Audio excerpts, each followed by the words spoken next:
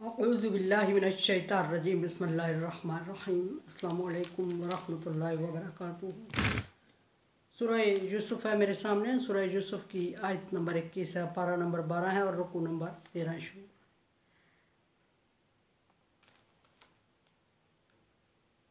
आयत नंबर 20 में अल्लाह तबारक व तआला ने कायनात का सबसे बड़ा जुल्म, रुए ज़मीन का सबसे बड़ा जुल्म और रुए ज़मीन की सबसे बड़ी बेइज्जती और रुए ज़मीन की सबसे बड़ी काबिल शर्म बात ज़िक्र करते हुए फरमाया कि यूसुफ़ अलैहिस्सलाम के भाइयों ने यूसुफ़ अलैहिस्सलाम को बड़ी महदूद कीमत में, बहुत मामूली सी कीमत में फ़रोख्त कर दिया और फिर उससे बेरग़बत हो गए, बेनियाज हो गए।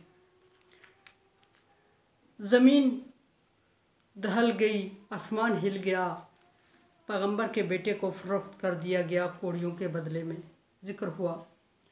और फिर अल्लाह तबारक व तआला आयत नंबर 21 में फरमा रहे हैं कि किसने यूसुफ़ अलैहिस्सलाम को ख़रीदा और वो कौन था और उसने किस तरह यूसुफ़ अलैहिस्सलाम को रखा और अल्लाह तबारक व तआला ने यूसुफ़ अलैहिस्सलाम पर क्या खुसूसी इनाम फरमाया।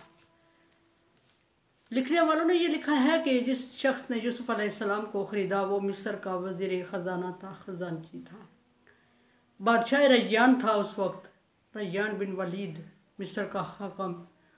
और जिसने ख़रीदा उसके मुख्तलिफ़ नाम बताए जा रहे हैं। बहरहाल असल बात यह है कि वो उस जगह का वज़ीर ख़जाना था, मिस्र का अज़ीज़ मिस्र कहा जाता था उसको, और उसकी कोई औलाद नहीं थी।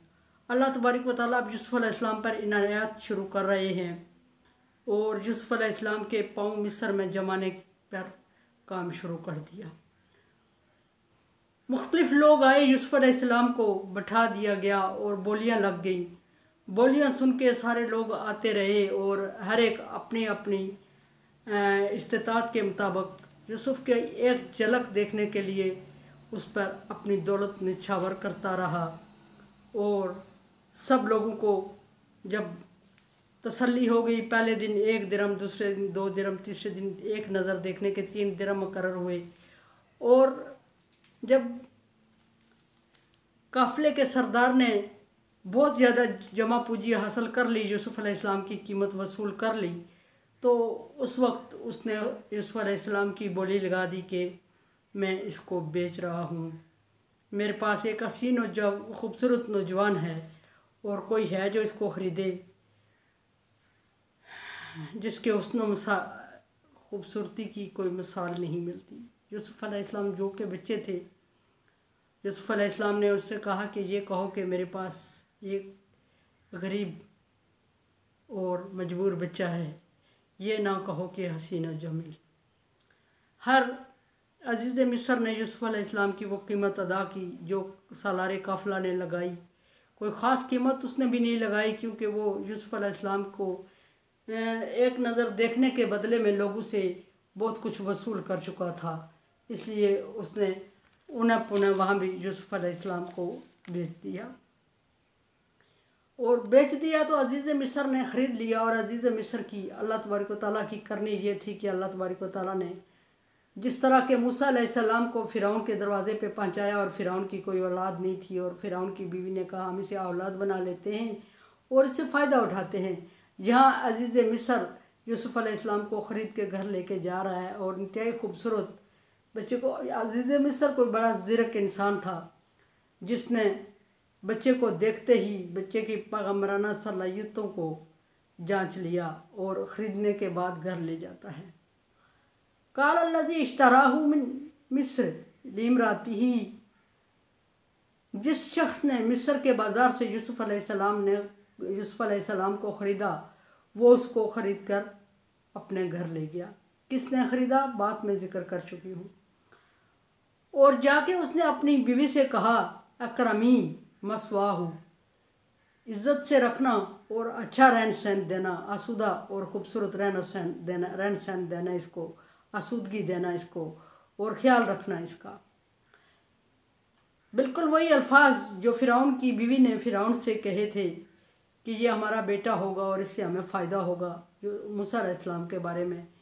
इसी तरह के अल्फाज अजीज़ मिस्र अपनी बीवी से कह रहा है। वहाँ फ़र्क यह है कि बीवी शोहर से कह रही थी, यहाँ ये है कि शोहर बीवी से कह रहा है। वहाँ फ़र्क ये था कि मूसा अलैहिस्सलाम दरिया में डाल दिए गए और दरिया से तरते हुए खुद फ़िरौन के महल तक पहुँचे थे। अल्लाह तबारक व तआला ने पहुँचाया, लेकिन किसी वजह पानी में तरते हुए। यहाँ फ़र्क ये है कि हाथों हाथों बिकता यूसुफ ख़जाना, वज़ीर ख़जाना, मिस्र के वज़ीर ख़जाना के घर पहुँच जाता है।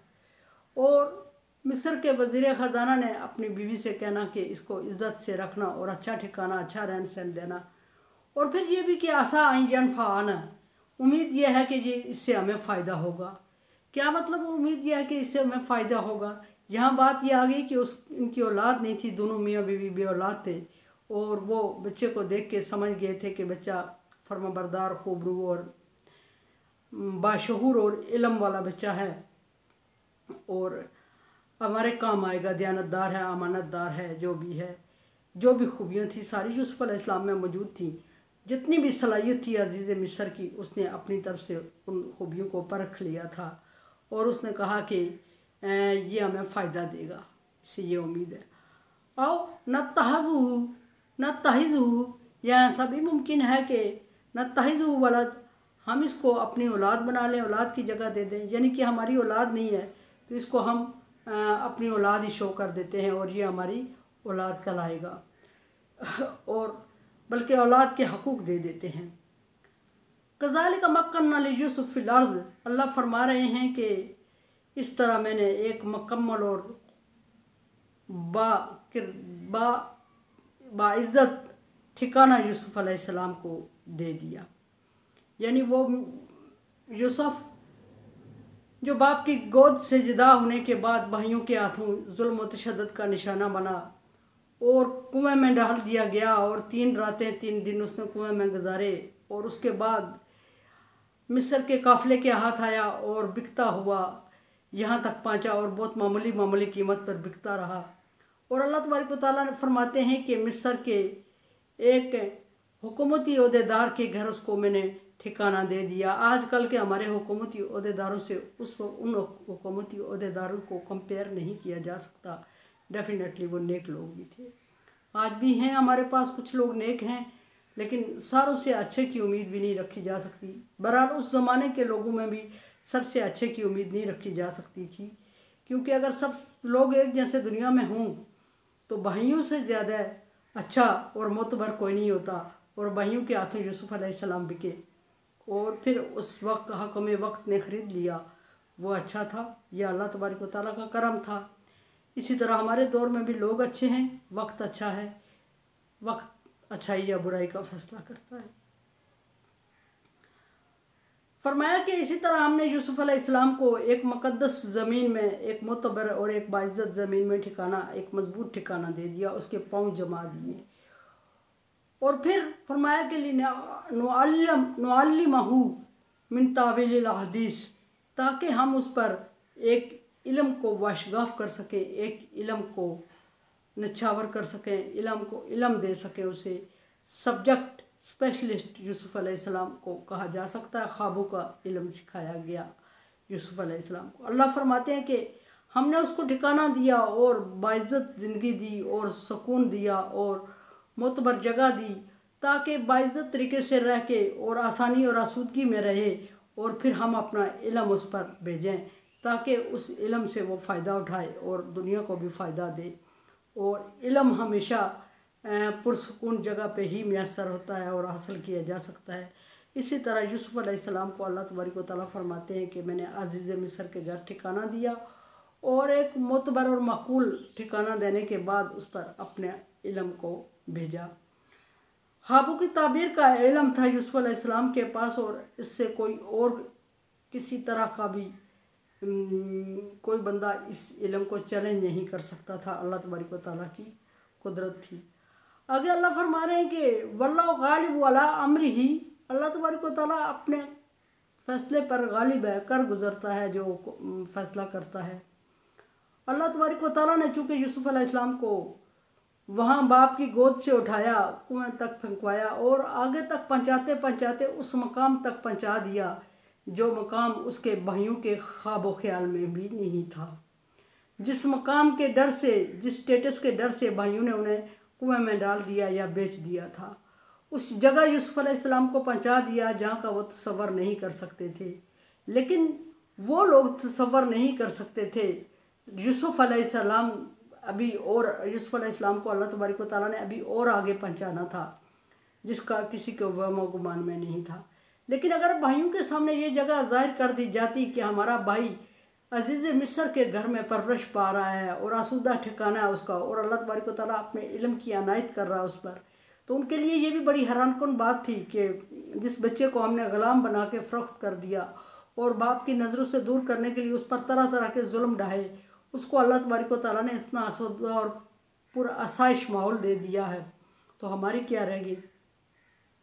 लेकिन अल्लाह तबारक व तआला ने इस बात को पोशीदा रखना था एक वक्त तक। अजीज़ मिस्र के घर परवरिश पाने लगे यूसुफ अलैहिस्सलाम, और परवरिश पाते हुए बिला आखिर उस उम्र तक पहुँच गए, जवान हो गए और खूबरू और ख़ूबसूरत नौजवान जिस्मानी और ज़हनी तौर पे बालिग हो गए यूसुफ अलैहिस्सलाम, जो मशक्क़त बर्दाश्त कर सके नबूवत की। और ख्वाबों के इल्म का मतलब ये भी है कि अल्लाह तबारक व तआला ने यूसुफ अलैहिस्सलाम पर वही नाज़िल करना शुरू कर दी और नबूवत से सरफराज फरमाया। और बाज़ रवायात के मुताबिक आपकी उम्र 40 साल की थी, बाज़ 33 साल, असल जो बताई जा रही है 33 और 33 के दरमियान है। बाज़ 40 भी कह रहे हैं, बाज़ 20-18 भी कह रहे हैं, लेकिन असल बात यह है कि 33 साल के बाद जब यूसुफ अलैहिस्सलाम जिस्मानी और ज़हनी तौर पर बलूगत को पहुँच चुके और इल्म नबूवत को संभालने के काबिल हो गए, मशक्क़त नबूवत को संभालने के काबिल हो गए और ज़हनी सलाहियत इतनी बढ़ गई कि वो उस चीज़ को समझ सकें, तो अल्लाह तबारक व तआला ने आप पर तावील हदीस ख्वाबों का इल्म नाज़िल फरमाया, नबूवत अता फरमाई, नबूवत से सरफराज फरमाया कि वल्लाह गालिब अला अमरी ही, अल्लाह तबारक व तआला अपने फ़ैसले पर गालिब है, यानी कर गुजरने का पर कादिर है। वलाकिन अक्सर अन्नास ला यअलमून, लेकिन अक्सर लोग इसको समझते नहीं हैं, और नहीं समझते तो फिर क्या करते हैं, नासमझी में वो अपना नुकसान करते हैं। यूसुफ अलैहिस्सलाम के भाई यूसुफ अलैहिस्सलाम को बेच देते हैं। उनके बेचने से यूसुफ अलैहिस्सलाम से नबूवत नहीं छीनी गई, ख्वाबों की ताबीर का इल्म नहीं छीना गया। उनसे बेचने से यूसुफ अलैहिस्सलाम को वक्ती तकलीफ़ हुई, लेकिन ख़ुद उनको उस तकलीफ़ पर शर्मिंदा होना पड़ा और यूसुफ अलैहिस्सलाम से माफ़ी मांगना पड़ी। उनके बेचने पर यूसुफ अलैहिस्सलाम बादशाह वक्त के दरबार तक पहुँचते हैं और बादशाह बन जाते हैं। ये एक सफ़र था जो अल्लाह तबारक व तआला ने शुरू करवाया था और अब पूरा होने को जा रहा है। बादशाह के दरबार तक कदम रख चुके हैं, वज़ीर ख़ज़ाना के घर तक यूसुफ अलैहिस्सलाम, और आगे अल्लाह तबारक व तआला उन पर क्या इनामात करेगा कल इंशाअल्लाह जिक्र करेंगे। मेरे चैनल को आप सब्सक्राइब कर रहे हैं, thank you so much. Like dislike as you like. दुआ की उम्मीद रखती हूँ, ला खौफुन अलैहिम वला हुम यहज़नून में कर दे अल्लाह ताला। और कोरोना वायरस से बचने के लिए एहतियाती तदाबीर और वैक्सीनेशन करवाएं और दुआ किया करें अल्लाह।